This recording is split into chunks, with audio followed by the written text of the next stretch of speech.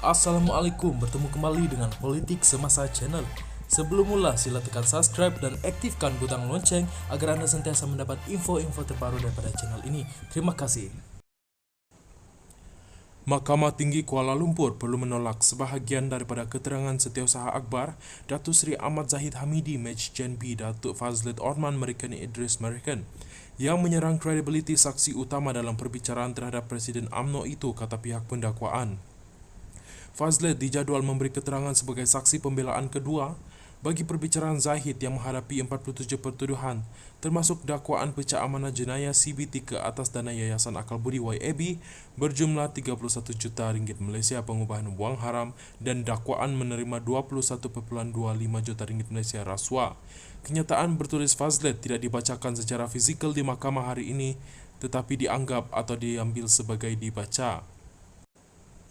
Ketua Pendakwa Raya Datuk Razak Rosella Raja Toran bagaimanapun membantah beberapa perenggan kenyataan itu sambil berkata ianya tidak relevan dengan pertuduhan terhadap Zahid dan tidak sepatutnya diterima oleh Mahkamah Tinggi sebagai bukti.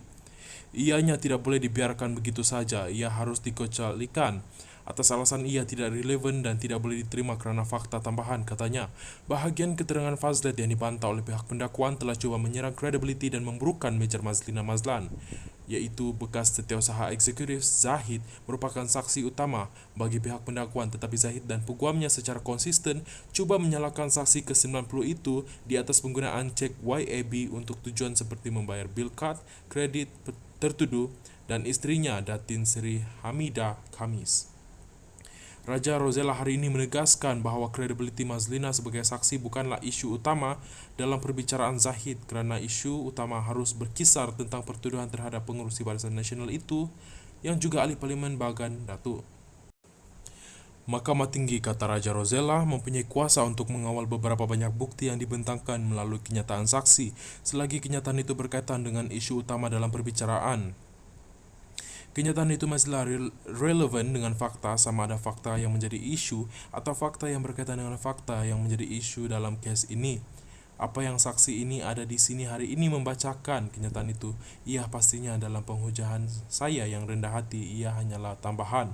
Isu sekunder, fakta sekunder yang tiada kaitan langsung dengan fakta yang menjadi isu, katanya. Beliau turut berhujah bahawa bahagian keterangan Fazlid yang dipertikaikan, iaitu berhubung Mazlina tidak akan membantu Mahkamah Tinggi dalam memutuskan fakta dalam isu atau pertuduhan terhadap Zahid. Jadi dengan itu yang arif kenyataan di perenggan 16 hingga 30 sama ada ia terpakai atau merujuk kepada Major Mazlina mesti diputuskan sebagai tidak boleh diterima atas alasan ia adalah bukti tambahan, katanya. Peguam utama Zahid Hisham Teipotek kemudian meminta masa untuk menyediakan jawapan terhadap bantahan pihak pendakwaan terhadap sebahagian kenyataan saksi bertulis Fazlid kerana pihak pembelaan tidak diberi notis awal bantahan itu dan mencadangkan hujah jawapan boleh dibuat pagi esok.